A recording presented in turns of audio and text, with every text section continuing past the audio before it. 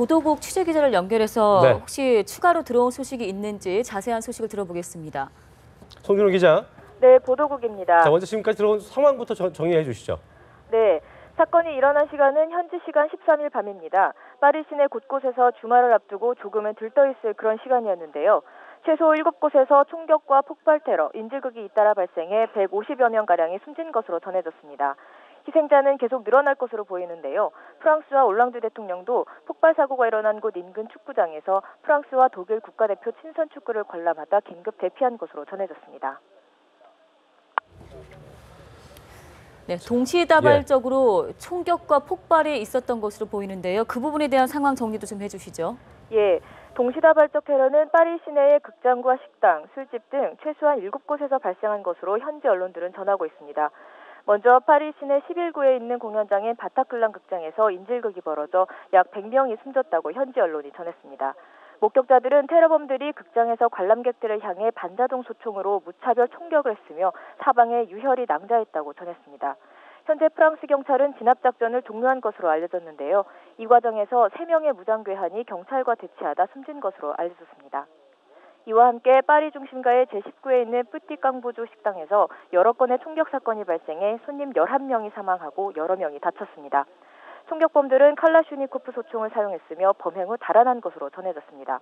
총격이 발생한 지역은 파리 중심가 근처의 생마르탱 운하 인근으로 주말이면 젊은 파리 시민들과 외국인 관광객들이 즐겨 찾는 곳입니다. 비슷한 시간에 파리 외곽 스타드 드 프랑스 경기장 근처에서도 폭발 사고가 발생해 최소 3명이 숨진 것으로 알려졌습니다. 현지 경찰은 경기장 주변에서 2차례 폭발이 있었고 자살 폭탄 테러로 추정하고 있습니다.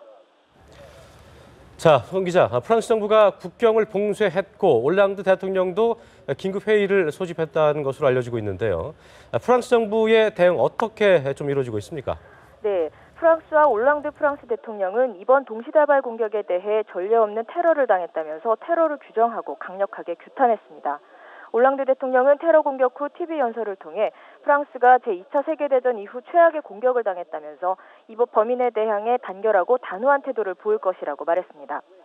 올랑드 대통령은 프랑스 전역에 국가 비상사태를 선언하고 국경을 폐쇄한다고 밝혔습니다. 또 오는 15일 터키에서 열리는 G20 정상회의 참석 계획도 취소했습니다. 프랑스 경찰은 현재 전국에 비상경계령을 내리고 경계를 강화하는 한편 테러범 체포에 총력을 기울이고 있는 것으로 전해졌습니다.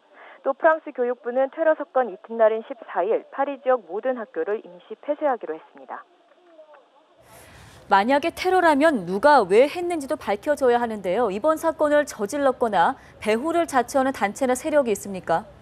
네, 프랑스 현지 언론에 따르면 총격범은 알라는 위대하다, 시리아를 위해라고 외친 것으로 알려졌습니다.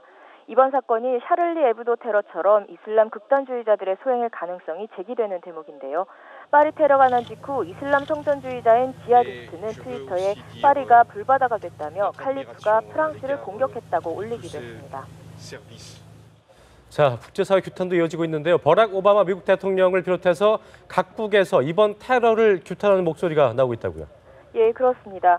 버락 오바마 미국 대통령은 이번 연쇄 테러에 대해 무고한 시민을 위협하는 무도한 시도로서 반드시 심판할 것이라고 강력히 비난했습니다. 또 반기문 유엔 사무총장도 이번 사건에 대해 극악무도한 테러 공격이라고 비난했고 유럽 각국 정상들도 이번 사건에 깊은 애도를 표하며 테러 공격을 강한 어조로 비난했습니다. 좀 더 자세한 소식은 들어오는 대로 전해드리겠습니다. 지금까지 보도국이었습니다.